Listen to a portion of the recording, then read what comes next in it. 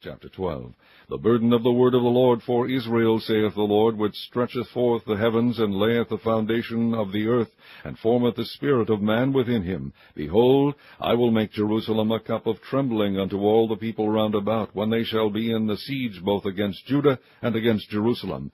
And in that day will I make Jerusalem a burdensome stone for all people. All that burden themselves with it shall be cut in pieces, though all the people of the earth be gathered together against it. In that day, saith the Lord, I will smite every horse with astonishment, and his rider with madness, and I will open mine eyes upon the house of Judah, and will smite every horse of the people with blindness.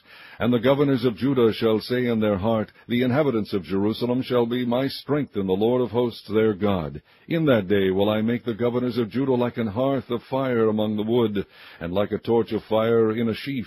And they shall devour all the people round about, on the right hand and on the left. And Jerusalem shall be inhabited again in her own place, even in Jerusalem. The Lord also shall save the tents of Judah first, that the glory of the house of David and the glory of the inhabitants of Jerusalem do not magnify themselves against Judah.